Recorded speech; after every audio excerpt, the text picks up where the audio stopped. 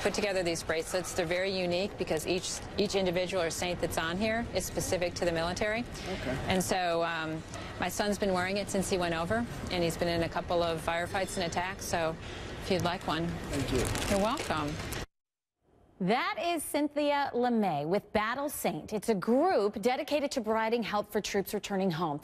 And while we honor fallen service members this Memorial Day weekend, it's also a good time to remember the men and women who survived the war but came home physically and mentally scarred.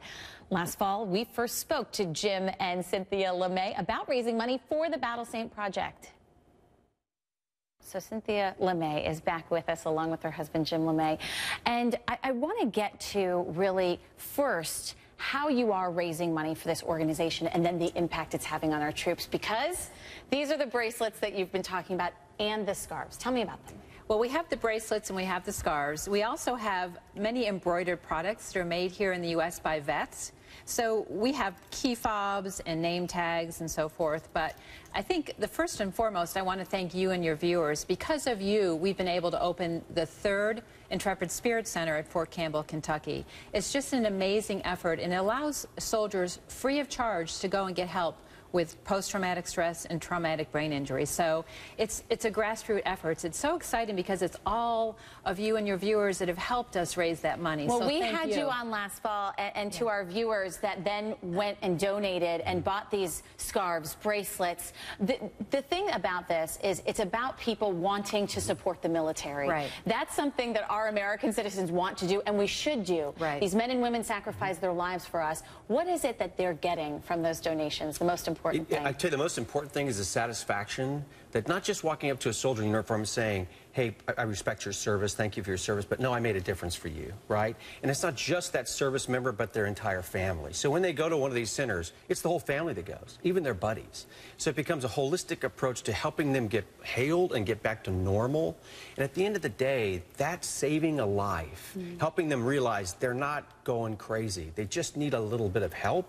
Is all the difference in the world. And if we can do that through the private sector, don't worry about the government and the VA, we can get into all that, but this is just ordinary people buying something they can share with others, and it makes that much difference. And knowing that it goes to these men and women in need. And you know, Absolutely. Of course on Memorial Day, we take the time to think about and pray for the people that make the ultimate sacrifice. But there are so many people that come home and the scars that they wear or the scars that they feel are almost like a loss of a life. Tell me a little bit about personally for you, why you began this organization and what it's meant. We had a family reunion where there were 7 members of my family that were actively serving, and listening to their stories around a big bonfire one night, stories of war and close calls and stepping on a landmine, but it didn't go off that day. Just harrowing stories to hear. And I realized, you know, how much these men and women were sacrificing for our freedom. You know, less than 1% of the U.S. population serves versus, you know, 12% in World War II. And so, you know, for those folks that make that sacrifice and do so much for our freedom, I just said, we need to do something to make a difference. We need to help. And so many folks were coming back with these post-traumatic stress and traumatic brain injuries that we said, we need to do something to make a difference. And we came up with this project, and it took off beyond our wildest imagination. And let's talk about what's next for the project. What are your long-term dreams for this and as it grows? Because you know people are responding to it. They want to be a part of it. Yes. Well, the next step is we built these 3 clinics, right? We want to do 9 more.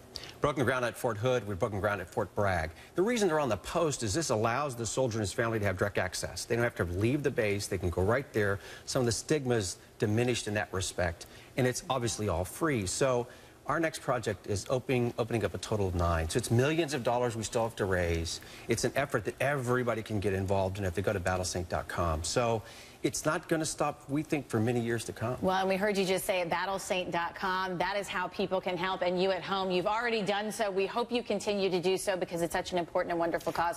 We'll put it on our website as well. In the meantime, thank you for being with us. Thank you, Lynn. And for what you're doing for our men and women. Well, Lynn, thank you and your viewers. Seriously, it made a big difference. Thank you.